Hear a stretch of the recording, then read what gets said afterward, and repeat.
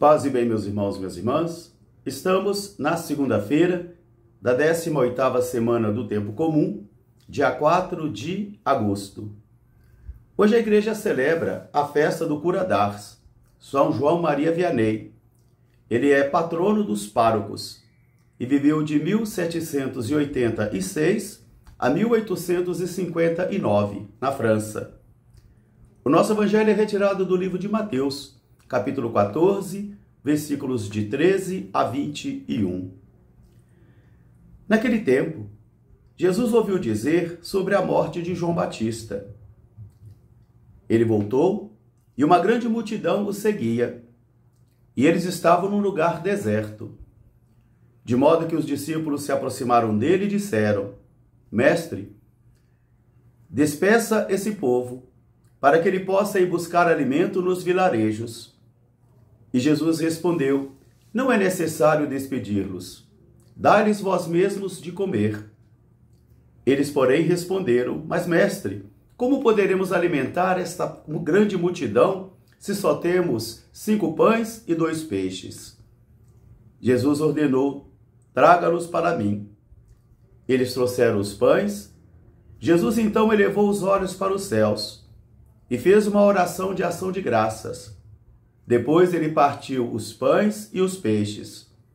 Mandou que as pessoas sentassem no gramado e ordenou aos discípulos que distribuíssem os 5 pães e os 2 peixes para aquela multidão. E todos comeram e ficaram saciados.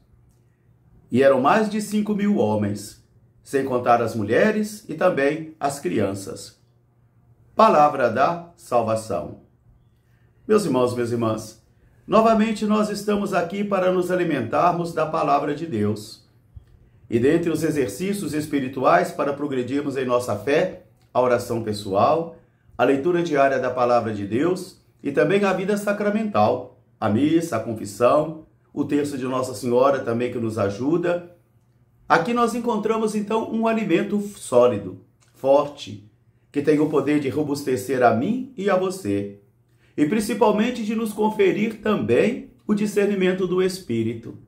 Porque a palavra concede a mim e a você o discernimento do Espírito necessário para que a gente possa conduzir a nossa vida.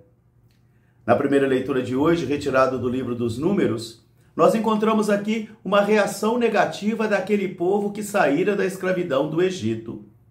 Eles pensavam que a caminhada seria fácil. Eles esperavam de um Deus mais milagreiro, que resolvesse as coisas todas assim num piscar de olhos. Mas era necessário caminhar. Era necessário caminhar pelo deserto para se purificar e para encontrar também o lugar onde se deveria adorar o Deus verdadeiro. Por isso agora nós encontramos uma revolta do povo. Revolta porque eles estavam cansados de comer o maná que Deus concedia do céu.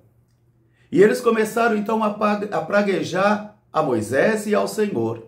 E até diziam: Para que você nos tirou ali da terra do Egito, onde nós tínhamos carne, cebola, peixes, e nos trouxeram até esse deserto para comer essa comida que já estamos fastiados delas, enjoados dela?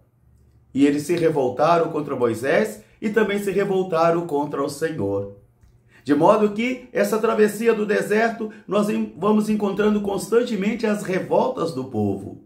Mesmo o povo tendo visto as maravilhas de Deus, o seu braço forte que ocorrera na travessia do deserto, na saída do Egito, nos primeiros momentos, já na beira do Mar Vermelho, nós já encontramos a revolta do povo.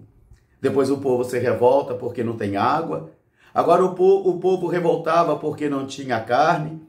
O Senhor concedeu então o maná que veio do céu e agora o povo já está também enfastiado dessa comida e começa a se revoltar contra o Senhor. Moisés fica muito cansado e desgastado nesta caminhada.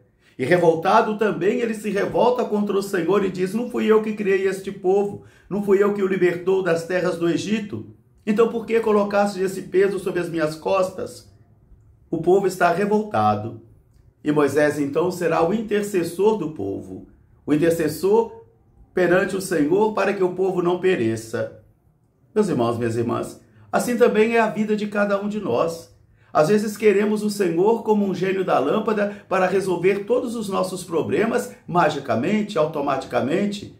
E não queremos viver também as dificuldades, porque viver a fé é uma grande aventura. E eu e você vamos encontrando a vontade do Senhor às apalpadelas, às vezes entre fé e dúvida, entre gratidão e revolta. Por isso o povo também do Egito, aquele que sai do Egito para atravessar o deserto, como nós também, nos revoltamos contra o Senhor, e nem todos permanecemos fiéis ao Senhor até o fim. Rezemos para que a gente não venha se desviar do caminho.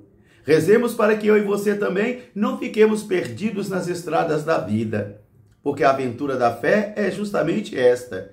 Caminhamos nas estradas de Jesus, sob a luz da fé.